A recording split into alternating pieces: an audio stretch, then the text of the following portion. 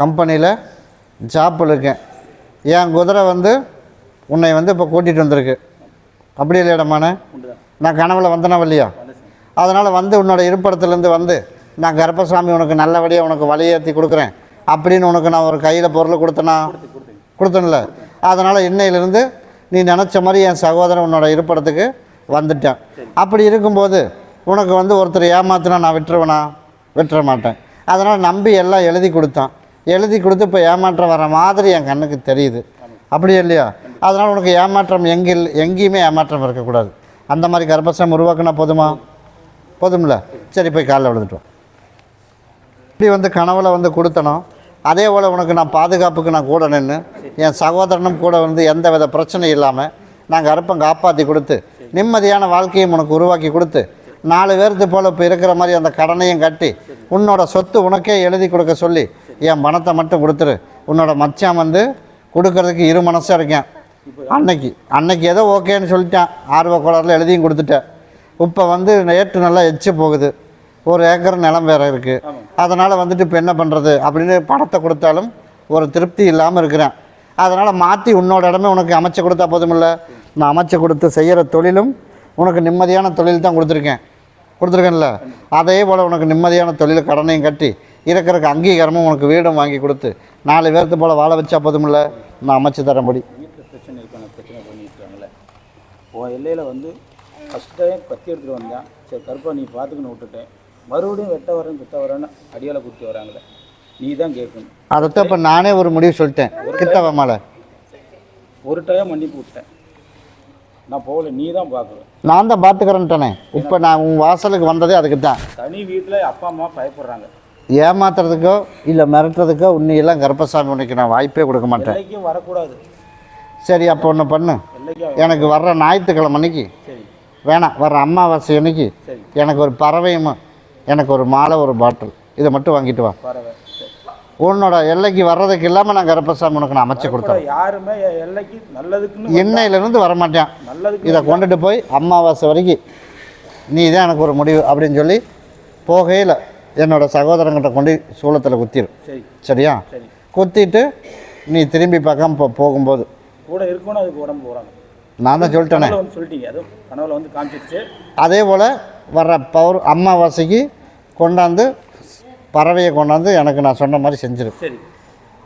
அன்னையிலேருந்து உனக்கு எந்த வித குழப்பம் இல்லாமல் யார் வந்தாலும் திரும்பி அவனுக்கே பிரச்சனை வர மாதிரி பண்ணி கொடுத்தேன். அதை நான் போக மாட்டேன். நான் தான் சொல்லிட்டேனே. நான் உனக்கு வந்து நேர்லேயே சொல்லிட்டேன். அதனால் நான் கூடவே இருக்கிறேன்.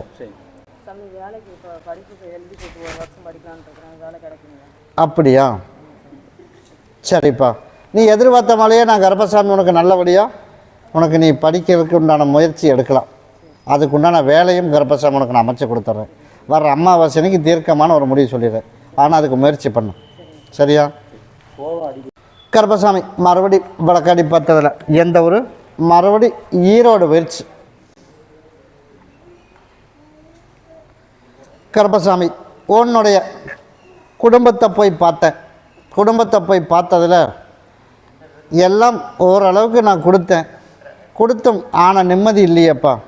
அதானே நான் வேலை கொடுத்தேன், வருமானத்தையும் கொடுத்தேன், நிம்மதியாக இருக்குதா அப்படின்னு போய் பார்த்தா நிம்மதி என் கண்ணுக்கு எதுவுமே தென்படலை. அதே மாதிரி குழந்தைகளை போய் பார்த்தா அப்படின்னா அதுவும் படிப்பும் பகுதியோடு நின்று கிடக்குது. அப்படியே இல்லையா? அதனால் கருப்பசாமி உனக்கு நல்லபடியாக படிக்க வச்சு நிம்மதியான வேலை உண்ணம் வருமானத்தையும் கொடுத்து நிம்மதியாக நான் கருப்பை காப்பாற்றி கொடுத்துட்றேன். எனக்கு வர்ற அமாவாசைக்கு என் பேரை சொல்லி ஒரு 48 வீடு மடிப்பச்சு எடுத்து இங்கே கொண்டாந்து பொங்கல் வச்சிரு. சரியா? எனக்கு ஒரு மாலை பாட்டில் சுருட்டு வாங்கிட்டு வா. நீ எதிர்பார்த்த மாதிரி எண்ணி 48 நாளுக்குள்ளே நின்னதை மறுபடியும் அவனை பள்ளிக்கூடம் போக சொல்கிறேன். அதே போல் கருப்பசாமி உனக்கு நல்லபடியாக வேலை இன்னும் எச்சு பண்ணி கொடுத்து வருமானத்தை 10 பேர்த்து வச்சு வேலை செய்கிற அளவுக்கு கருப்பசாமி உருவாக்குனா போதும்ல? போய் இல்லை உனக்கு என்ன டவுட்டு சொல்லிட்டு போய் காலைல விடு. முதல்ல படிப்பு நின்று வச்சு அவன் வாழ்க்கை உயிரை விட்டான். இன்னும் 10 நாள் விட்டினா அதே பழகிடுவான்ல. அதனால் முதல்ல அது. ரெண்டாவது நீ போயிட்டு வர்றதுக்குள்ளே நான் சொல்லுவேன்ல, அதுக்குள்ளேயே அவசரப்படுறேன். போய் காலையில் விழுந்துட்டு ஓடு. வேலைக்கும் பஞ்சம் இல்லாமல் உனக்கு நல்லபடியாக கட்டட தொழில் உனக்கு நான் அமைச்சு கொடுத்துருக்கேன். இன்னமும் உனக்கு நல்ல வேலையை அமைச்சு கொடுத்துட்றேன். எனக்கு அமாவாசை பௌர்ணமிக்கு எனக்கு தவறாமல் என்னை வந்து பார்த்துட்டு போகணும். சரியா? தவறாமல் வர வர உனக்கு இன்னும் ஒரு 3 மாதத்தில் இன்னும் வேலை எச்சு பண்ணி கொடுத்துட்றேன். நோய் நொடி இல்லாமல் கருப்பை காப்பாற்றி கொடுத்துட்றேன். பொங்கல் வந்து 48 வீடு மடிப்பச்சு எடுக்கணும். வீட்டுக்கு சுற்றி பார்த்தது சரியில்லாதனால தான் மடிப்பச்சு எடுக்க சொன்னேன். பொங்க வச்சிரு. அதுக்கப்புறம் நீ நினச்ச மாதிரி உன் தாய்க்கெல்லாம் நான் தொலைவி சரி பண்ணி கொடுத்துட்றேன். அப்படி அமைச்சா போதுமில்ல, நான் கருப்பை அமைச்சு தருவேன். இதை கொண்டு என் மகனை சாப்பிட சொல்லிவிட்டு குளிக்க வச்சிரு பகுதியை. இதை கொண்டு இருப்பிடத்தில் என் பேரை சொல்லி இன்னையிலேருந்து எல்லாமே நல்லது தான் நடக்கணும் கருப்பசாமி அப்படின்னு சொல்லி கொண்டுட்டு போய் உன்னோட இருப்பிடத்தில் கட்டி வச்சிரு. இன்னையிலேருந்து நான் கருப்பசாமி உன் படிவாசலுக்கு வந்துடுறேன். இதை கொண்டுட்டு போய் மகனை தேய்ச்சி குளிக்க சொல்லிடு, பகுதி உள்ளுக்கு கொடுத்துரு. அடுத்த 1 வாரத்துலேருந்து அவன் தானா போக ஆரம்பிச்சிடுவான். 48 நாளைக்கு எப்படியோ நீ வம்பு கட்டாயமாக அவனை தாட்டி விடு. அதுக்கப்புறம் அவனே போயிடுவான். சரியா? அமாவாசைக்கு வந்து பாரு. மறுபடி அவிநாசி போயிடுச்சு. கருப்பசாமி உன்னுடைய கட்டுமனையை போய் நான் சுற்றி பார்த்துட்டு வந்தேன். சுற்றி பார்த்துட்டு வந்ததில் உனக்கு இடத்த நல்லபடியாக விற்று கொடுக்கணும் வேண்டாமா? அப்படி தானே? அந்த இடத்த விற்று கொடுத்துடலாம். அதே போல் குடும்பத்தில் உள்ள கடன் பிரச்சனையும் தீர்த்து கொடுத்து உனக்கு தொழில் ஸ்டாண்டர்டாக நிம்மதியான தொழில் உனக்கு அமைச்சு கொடுத்தா போதுமா? சரி, போய் காலில் விழுந்துட்டு ஓடும். அதே போல் கருப்பசாமி நீ எதிர்பார்த்தது போலே உனக்கு நல்லபடியாக தொழில் அமைச்சு கொடுத்துட்றேன். அதே போல் யாரோட இடைஞ்சல் இல்லாமல் இன்னையிலேருந்து உனக்கு நான் காப்பாற்றி கொடுத்துட்றேன். பழைய நினைவுகள் எல்லாம் தூக்கி அக்கட்டை போட்டுட்டு புதுசாக தொழில் தொடங்குறதுக்கு உண்டான வழி மறுபடியும் உனக்கு நான் சொல்ல எனக்கு விருப்பம் இல்லை. அதனால் அதெல்லாம் விட்டுட்டு புதுசாக உனக்கு தொழில், நீ என்ன தொழில் செஞ்சு அதே தொழில் கருப்பை உனக்கு உருவாக்கி கொடுத்து நிம்மதியான வாழ்க்கையும் கருப்பை அமைச்சு கொடுத்து உனக்கு குழந்தைகளை காப்பாற்றல கருப்பை உருவாக்கினா போதுமில்ல. அந்த இடத்த வந்து நான் கொடுக்குறத கொண்டுட்டு போய் அங்கே வச்சிரு இருப்பிடத்தில். அடுத்து தை 30 முடிஞ்சு மாசி 30 முடியறதுக்குள்ளே உனக்கு உள்ள ரேட்டு நல்ல ரேட்டு வர மாதிரி கருப்பை உனக்கு உருவாக்கினா போதுமா? நான் கருப்பசாமி அமைச்சு தரவா? நான் விற்று உன்னோட ரேட்டு வர்ற மாதிரி விற்று கொடுத்துட்றேன். நான் விற்று கொடுத்துட்றேன். எனக்கு கிடா வெட்டி வர்றவங்களுக்கு அன்னதானம் போட்டுறணும். சரியா? அன்னதானம் போட்டு 5 பேர்த்தையும் நான் கருப்பசாமி ஓரளவுக்கு நிலைநிறுத்தி ஓரளவுக்கு கரை சேர்த்தி யாருக்கும் எந்த குழப்பம் இல்லாமல் நிம்மதியாக வாழ வச்சா போதுமில்ல. நான் கருப்பசாமி அமைச்சு தரேன். நீ இதே எல்லாத்துக்கும் பெரியலா? இதை கொண்டு இருப்பிடத்தில் வச்சிரு. இதை கொண்டு யாருக்கு கொடுக்கணும்? கொண்டு கொடுத்துரு. நான் கருப்பசாமி கூடவே வரப்போ வர அமாவாசைக்கு என்னை வந்து பார். அப்படியா? இதை வந்து பகுதி சாப்பிட்டு பகுதி தேய்ச்சி குளிச்சிரு. இன்னையிலேருந்து படிப்படியாக குறைச்சி கொடுத்துட்றப்போ. சரி, கருப்பசாமி மறுபடி பல்லடம் போயிடுச்சு. எனக்கு வந்து போரில் பிரச்சனை, எடுத்துடலாமா?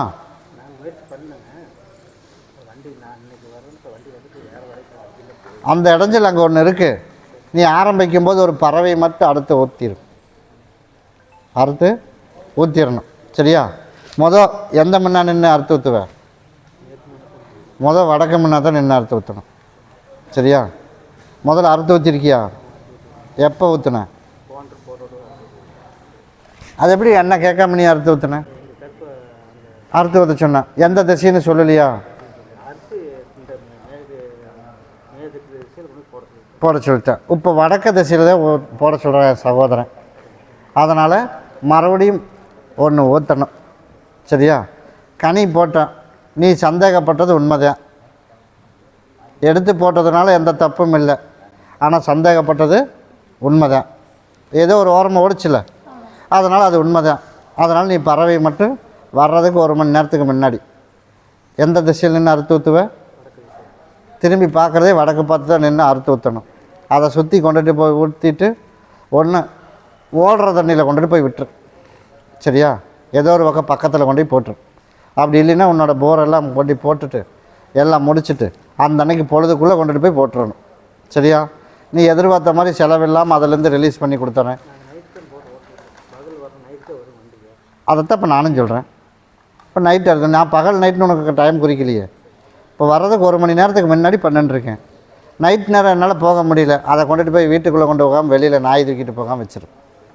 என்னோடய வாகனம் போகாமல் பாங்காக வச்சுக்க. நீ எதிர்பார்த்தது போலேயே நான் கருப்பசாமி காலையில் கொண்டு அதை போட்டுரு. உனக்கு நீ நைட்டு எடுத்து ஓட்டுனாலும் பகலில் ஓட்டுனாலும் உனக்கு இடைஞ்சல் இல்லாமல் அதிலேருந்து ரிலீஸ் பண்ணி கொடுத்து நிம்மதியாக உனக்கு அதிலேருந்து ஓட்டி விவசாயம் கொஞ்சம் இடைஞ்சல் இல்லாமல் விவசாயத்துலேயும் நல்ல வருமானத்தை கொடுத்துட்றேன். ஆனால் வர்ற ஆடி அமாவாசை வரைக்கும் வரவுக்கும் செலவுக்கும் சரியாக இருக்குமே தவிர மிச்சம் எதுவும் கைக்கு நிற்காது. ஆடி அமாவாசைக்கு மேலே நீ எதிர்பார்த்த மாதிரி நல்ல வருமானத்தை கொடுத்து மிச்சம் நிற்கிற அளவுக்கு நான் கருப்பசாமி உருவாக்கி கொடுத்துட்றேன். அதில் எந்த வித மாற்றமும் இல்லை. சரியா? ஒரு சின்ன இடைஞ்சல் இருக்குது. சரியா? அந்த இடைஞ்சல் எல்லாமே கருப்பசாமி ஆடி அமாவாசைக்குள்ளே சாப்பிட்டு ஜீரணமாகிற மாதிரி எல்லாம் சரி பண்ணி கொடுத்துட்றேன்.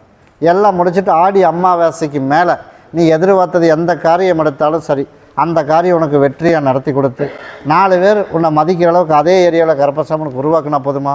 நான் கருப்பசாமி உருவாக்கி தரேன். இப்போ உன்னோட முயற்சியில் தான் உன் பேர் நீ வாங்கிட்டு இருக்கிற, தானாக நடந்ததெல்லாம் கிடையாது. அதே மாதிரி கருப்பசாமின்னு நீ போய் கும்பிடாதுக்கு முன்னாடி கூட சந்தோஷம் பிரியமாக நல்ல முறையாக இருந்த அதுதானே?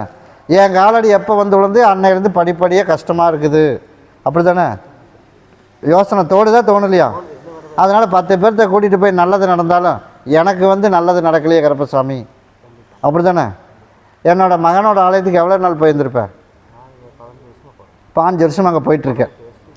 அங்கே 18 வருஷம் போயிருக்கேன். அங்கே 18 வருஷம் போய் என்ன மாற்றத்தை கண்டேன். அதனால் சகோதரன் நான் ஆள் தான் வேறு, கருப்பை நான் ஒன்று தான். அப்படிங்கும்போது மறுபடியும் நீ இங்கேயே வாடான்னு இங்கே நான் கூப்பிட்ருக்கேன். ஆக மொத்தம் ஆடி வரைக்கும் தான் உன்னோட கஷ்டம், சரியா? இத்தனை நாள் 18 வருஷமும் போராடி போனே இல்லை, அண்ணன் ஒரு 6 மாதம் பொறுத்துக்க. அதே 6 மாதத்துக்கு அப்புறம் நீ நினச்சது போல் 4 மடங்கு உனக்கு வருமானத்தையும் கொடுத்து அதே தொழில் உனக்கு விவசாயத்திலே நல்லபடியாக வளர்ச்சி கொடுத்தா போதுமா? நான் கருப்பசாமி உனக்கு அமைச்சு கொடுத்துட்றேன். உனக்கு நல்லபடியாக அமைச்சு கொடுத்துட்டு அப்புறம் நான் கேட்பேன். அப்போ நான் கேட்குறத நீ செஞ்சிடணும். நான் இப்போ கேட்டாலும் நீ செஞ்சிருவேன், ஆனால் உனக்கு கொடுத்துட்டு கேட்டால் தான் அது நல்லா இருக்கும் அப்படின்னு என் சகோதரனே சொல்லிட்டேன். அதனால் உனக்கு நான் கொடுத்துட்டே கேட்டுறேன். அதுக்கு தான் கையில் வச்சுருக்கின்ற போனே அதை சின்ன சின்ன சிக்கல் இருக்குது, சிக்கலை நான் தீர்த்து விட்டுறேன். நீ அதை பற்றியெல்லாம் கவலைப்பட வேண்டாம். அதனால் வீடு கட்டுறதுக்கு உண்டான யோகம் வந்துடுச்சு அப்படின்னா உனக்கு எந்த மாதம் டைம் சொன்னேன்? தை முடிஞ்சு மாசி மாதம் அதுக்கு உண்டான முயற்சி எடுத்துடலாம். 1 ஆடிக்கு மேலே எந்த வித குழப்பம் இல்லாமல் நிம்மதியாக ஓட்டிடலாம், சரியா? அதுக்கு இப்போ அடுத்தது வர்றேன். அதனால் அது 1. இது எல்லாம் முடிச்சுட்டு நிம்மதியாக வாழணும் அப்படின்னா அந்த இடம் இருக்கிற இடத்துல சரியில்லாதனால தான் ஆண் மகனுக்கெல்லாம் கொஞ்சம் சரியில்லாமல் இருக்கிறது. உனக்கும் சரி ஒரு சகோதரனுக்கும் சரி இடைஞ்சல் வர்றதுக்கு காரணம் இருப்பிடத்தில் சரியில்லை. அதனால் முதல்ல போருக்கு அதுக்கு பழி கொடுத்துரு, அதை சரி பண்ணு. அதுக்கப்புறம் அமாவாசைக்கு நான் ஒரு வழி சொல்கிறேன், அந்த மாதிரி நடந்துரு. உனக்கு குழப்பம் இல்லாமல் நிம்மதியான வாழ்க்கையை உனக்கு உருவாக்கி கொடுத்துறேன். இன்னையிலேருந்து உனக்கு குழப்பம் இல்லாமல் இருந்தால் போதுமில்ல, கிட்டவா. இதை போர் போடும்போது கையில் வச்சுக்க.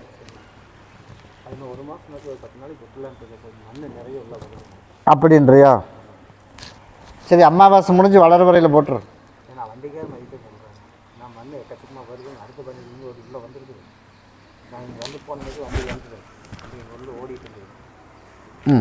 சொல்லு. அமாவாசைக்கு மேலே நீ பௌர்ணமிக்குள்ளே ஓட்டுற, அவ்வளோதான். இப்போ நீ சொன்னதுக்கு வேண்டி ஒரு தடுப்பு போட்டான். அதனால் அமாவாசையிலேருந்து பௌர்ணமிக்குள்ளே ஒரு நாள் நீ போடுற. உனக்கு உள்ளது கரெக்டாக இறங்கணும், உனக்கு உள்ளது தண்ணி வரணும், அவ்வளோதானே? நான் கருப்பசாமி அமைச்சு கொடுத்துட்றேன். அதை பாங்காக வச்சுக்க. இதை வந்து பகுதியை தேய்ச்சி குளிச்சுட்டு பகுதியை சாப்பிட்ரு. கருப்பசாமி உனக்கு நான் கூடவே இருக்கேன். அதான்டம்மாண்ணே, அதை நான் பார்த்துக்குறேன், சரியா? அதை பற்றி நீ கவலையே பட வேண்டாம். உனக்குள்ள பிரச்சனையும் நான் தீர்த்து கொடுத்துறேன். அதை கொண்டு படியில் வச்சிரு. ஒரு 3 டைம் போய் சுற்றிட்டு போய் கருப்பசாமி மறுபடி வழக்காடி பார்த்ததில் தெக்கலூர் வெடிச்சு வந்து ஆன்லைனில் கொஞ்சம் வேலை செஞ்சு பிஸ்னஸ் பண்ணிட்டு இருக்கிறேன். அதனால் அதுலேயும் பார்த்துட்டு வேறு வேலையும் பார்த்துட்ருக்கேன். அதே போல் உனக்கு நல்ல வருமானம் வரணும், குடும்பத்தில் எந்த வித பிரச்சனையும் இல்லாமல் நிம்மதியான வாழை வச்சு கொடுக்கணும், அப்படியே இல்லையா? அதனால் அதையும் போய் பார்த்துட்டு வந்துடுறேன். போய் காலில் விழுந்துட்டு ஓடு. நீ எதிர்பார்த்தது போல் உனக்கு நல்ல வருமானத்தை கொடுத்துட்றேன்.